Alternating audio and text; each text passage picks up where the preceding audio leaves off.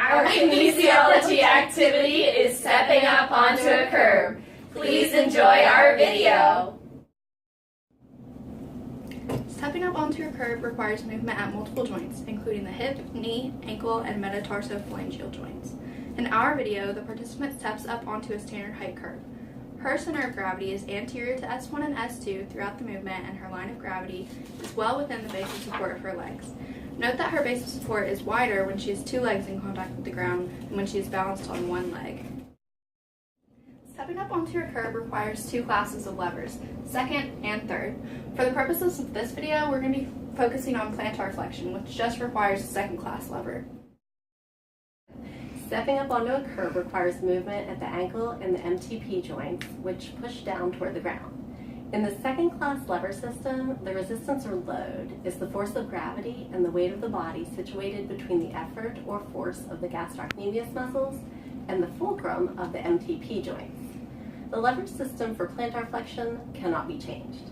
Regarding kinematics, when our participant plantar flexes, movement at the MTP joint is anterior and in the sagittal plane. As we saw in the video, this motion primarily follows a rectilinear path throughout the stepping motion that begins with plantar flexion and ends with dorsiflexion.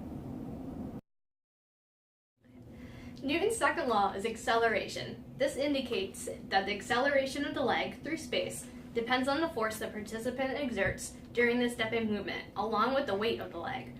The participant would be expected to exert greater force in order for her foot to clear the height of the curb upward. If she uses too little force, she would not clear the curb with her foot, and she may stumble. Here is our model to help visualize the movement of the muscles during plantar flexion. The muscle actions are color-coded, with blue muscles being the agonists, green signifies the synergist muscles, and the purple signifies the antagonist muscles. Starting in the back, we see the only prime mover for plantar flexion is the gastrocnemius. When contracted, the shortening of the fibers causes the foot to flex towards the ground.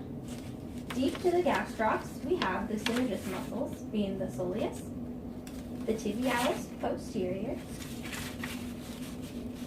the flexor digitorum longus, and the flexor hallucis longus. On the side, we have two more synergist muscles, the peroneus longus and the peroneus brevis.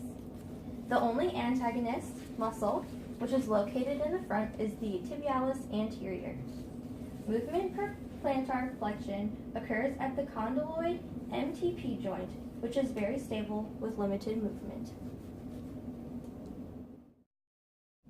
The medial and lateral gastrocnemius muscles are located in the primary crus, with the fibers running vertically. The gastrocs have origins at the medial and lateral condyles of the femur and insert into the posterior calcaneus via the Achilles tendon. The fibers of the tibialis anterior, an antagonist muscle for plantar flexion, run vertically and slightly medial to lateral from the bottom to the top of the crus. Its origin is the upper half of the lateral tibia and interosseous membrane with an insertion at the medial cuneiform bone and the base of the first metatarsal. If the fibers for the gastrocs did not run vertically, plantar flexion would not be so much in the sagittal plane. If the medial gastrocnemius muscle was damaged, but not the lateral side, plantar flexion would be reduced and at an angle so that the medial side of the foot would plantar flex more than the lateral side.